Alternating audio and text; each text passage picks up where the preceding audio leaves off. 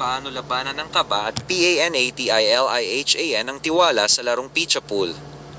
Sa paglalo ng pitcha pool, hindi lamang galing at lakas ng kamay ang kailangan, kundi pati na rin ang katatagan ng loob at mahinahong pag-iisip.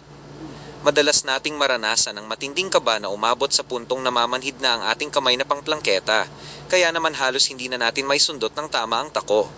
Pakiramdam natin ay kinakapos tayo ng hininga, mabilis ang tibok ng puso at dahil dito ay nagkakamali tayo sa pagtira.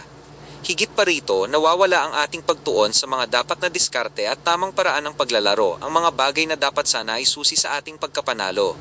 Dahil sa ganitong nararamdaman, sinasabi ng mga may karanasan na ang pinakamahalagang unang hakbang ay ang pag-aayos ng ating paghinga.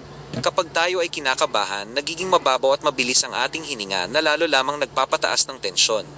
Ang dapat gawin ay huminga ng malalim, inhale at exhale, ng dahan-dahan at may pagkakasunod-sunod. Sa pamamagitan nito, ibinabalik natin sa normal ang kondisyon ng ating puso at katawan. Kapag kalmado na ang ating paghinga, unti-unting nawawala ang bigat sa dibdib at bumabalik ang ating katinuan. Isang mahalagang paalala, huwag na huwag tayong mawawala ng pag-asa o hahayaan ng takot na manaig. Kapag nagpadala tayo sa kaba, lalo lamang itong sumisira sa magandang daloy ng ating pag-iisip at pagtuon. Ang takot ay parang ulap na tumatakip sa ating galing. Kapag hinayaan nating manatili ito, mawawala na rin ang ating kakayahang magdesisyon ng tama at tumira ng maayos.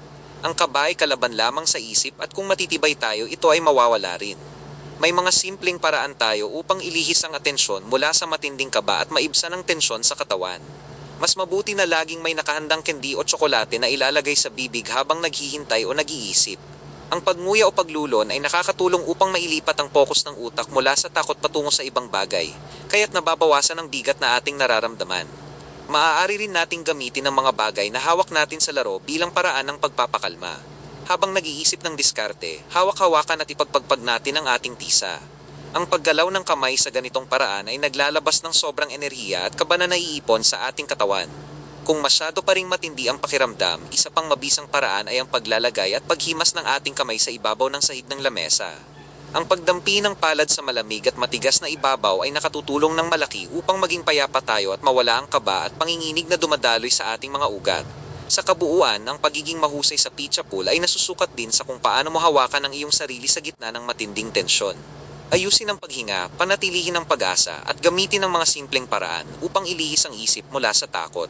Kapag nakontrol mo na ang iyong sarili, babalik ang iyong lakas, magiging matalas muli ang iyong diskarte at sigurado kang mapapaganda ang bawat tira tungo sa tagumpay.